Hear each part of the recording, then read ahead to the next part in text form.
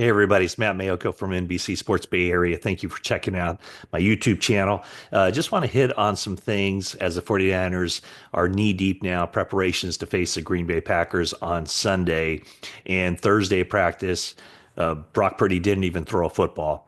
And so we'll see what his status is later today on Thursday. He'll be speaking to the media. And so, I don't know, kind of a big deal, I think, that your quarterback doesn't pick up or throw a football on a Wednesday. But it still seems like the 49ers expect him to be able to play in this game. And we're going to talk about this game and just how important it is for the 49ers.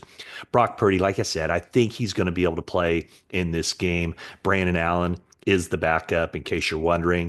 But also on the other side of the ball, Nick Bosa, a very real possibility the 49ers won't have him on the field. And so we'll talk about how that might impact what Nick Sorenson does as defensive coordinator. But first, this is brought to you by Canyon Club Brewery out of Moraga, California.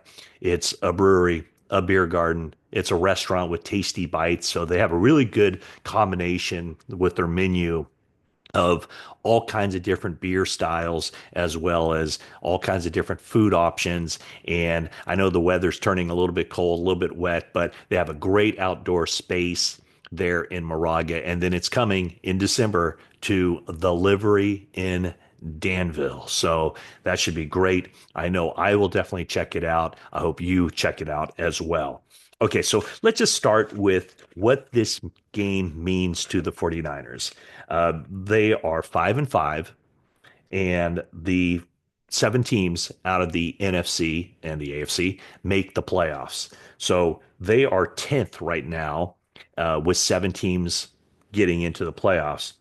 The seventh team is Washington, and they are 7-4, and they have a pretty easy road comparatively the rest of the way, including two games against the Dallas Cowboys. So I think that if you're looking solely at the wild card, Green Bay is the 49ers' best option to be able to overtake. Now, obviously, the 49ers would love to win the NFC West, but that has its own sets of obstacles as well because they are the fourth team right now when you factor in the tiebreaker. They're only one game back of the Arizona Cardinals, as are the Rams and the Seahawks. All those teams with 5-5 records. Arizona at 6-4. But if you look at this coming game, it is major importance for the 49ers to win this game. Not saying that they're completely out of it. If they lose it, it's not a must-win game in that sense. But 6 games, 6 losses might be as many as the 49ers can afford. So maybe they can afford 2 more losses the rest of the way, but to guarantee themselves getting into the playoffs, 11-6 should do the trick. 10-7, you start to wonder about the tiebreaker scenarios, and the 49ers do not stack up well when it comes to the tiebreaker scenario. So the reason I mention Green Bay is because Green Bay is 7-3, the 49ers 5-5. If the 49ers win this game against Green Bay, obviously they move one game closer to Green Bay, and the Packers still have road games against or at Detroit, Seattle, and Minnesota. So 3 not easy games for the Packers where they could stumble 1, 2, or even 3 times, and that would open the door for the 49ers for a wild card berth. But I guess the key thing is 49ers just have to play consistent football, play winning football, and that's something that they haven't done on a regular basis this season. Okay, so let's talk about Nick Bosa. And he had the hip injury and the oblique that he sustained the week of the Tampa Bay game.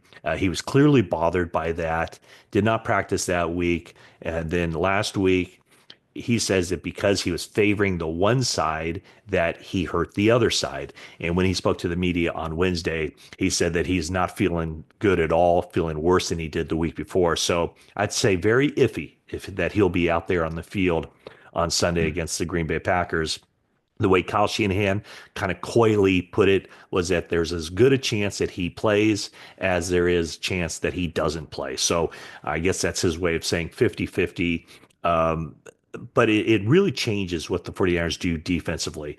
What the 49ers have always tried to do defensively, whether it was Robert Saleh, D'Amico Ryans, Steve Wilkes, or this year with Nick Sorensen, is they don't like to blitz. And I understand it. Whenever you blitz, you leave yourself vulnerable on the back end to big plays.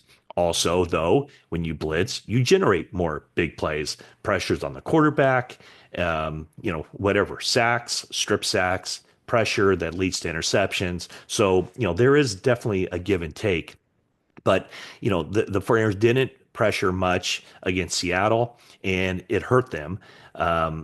As Geno Smith was able to make some plays, and he did beat the 49ers, win the 49ers blitzed as well. So they might have to dial up more pressures. They might have to take more chances on defense because Bosa won't be out there, or even if he is out there on Sunday against the Packers, will he be at top level form? That's kind of questionable. That's, I would say, doubtful that he would be able to play at that high of a level just because of the physical condition that both hips are in right now, both obliques are in.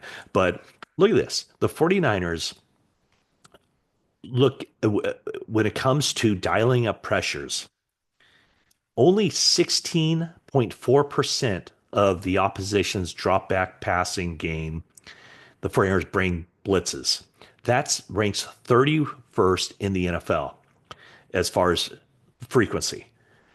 Minnesota leads, and as we remember week 2, how Brian Flores dials up the pressures. Minnesota, and it's a very complex scheme that they have as far as showing one look and then rotating at the snap of the ball and just kind of muddying the picture for the quarterback. But they bring pressure on 37.7% of the opposition's passing attempts, whereas again, the 49ers are 16.4%, 31st in the NFL. The only team who brings pressure fewer than the 49ers, the Jacksonville Jaguars. Now, when it comes to actually applying pressure on the quarterback, the 49ers are middle of the pack. 23.1% of the opposition's pass plays, the 49ers are able to get some pressure on the quarterback, whether that's a pressure, a hurry, a sack, a knockdown. So 23.1% 49ers need to be better in that area. And so that's kind of what awaits the 49ers on Sunday. Do they kind of break out of something that they're comfortable doing, which is not bringing a lot of blitz packages, or do they just kind of stick with what they do? My thought would be that number of 16.4% has to increase, that they do need to bring more blitzes and get more pressure on Jordan Love, because Jordan Love has shown, whether he's healthy or not. And this year, I don't know that he's healthy entirely. Last year, he had a really good streak of just taking care of the football. But beginning in that game in the divisional round where the 49ers came back and won that game, and Jordan Love threw 2 interceptions to Dre Greenlaw. I think Dre Greenlaw is still running around the field, extending the play and causing the 49ers coaching staff and their fan base to pull out their hair instead of just getting down. But anyway, starting in that game, Jordan Love has thrown an interception in 9 consecutive games. So that game, the season-ending loss that the Packers sustained against the 49ers at Levi Stadium, and then the 8 games in which Jordan Love has played this season. So during those 9 games, 13 interceptions. So the 49ers, I think, have to dial it up. Yes, the Packers have a bunch of really good wide receivers, no superstars, but all very solid wide receivers. They flood the field with receivers. They also have, obviously, Josh Jacobs at running back position. So, the Packers, I'm sure, believe that they can get some yards and score some points against this 49ers defense, which is shown to be vulnerable against the running game.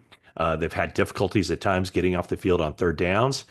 So this is a game, I think, where Nick Sorenson has to be selective, but they also got to surprise the Packers with some different looks. I don't think the 49ers defense is what it was in the past, where they could just line up 11 on 11, They had a dominating defensive line that kind of controlled the trenches and kind of pounded the opposition and played a very physical brand of football.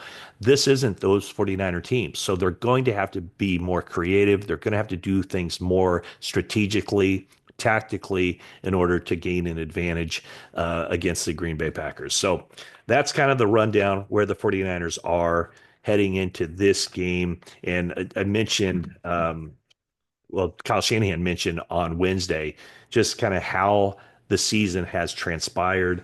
The Packers are 5-1 in games decided on the final possession of the game.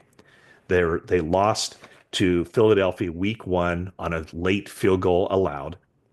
Um, they let's see here. They had a defensive stop that won them games against the Colts and the Rams. They had late field goals against Houston and Jacksonville, and then they blocked a field goal attempt by Chicago. So 5-1 in those games decided on their last possession. And for the 49ers, they've had four games decided on the last possession, and they're 1-3 in those games, losing to the Rams and Arizona on late field goals, winning at Tampa Bay on a last second field goal by Jake Moody. And then, of course, the touchdown, 12 seconds left, Geno Smith. So this appears to be a game that'll come down to the wire, and it's a game the 49ers have to win to really have any legitimate shot, I think, of moving on to the postseason. They would need some help with other teams in the division losing.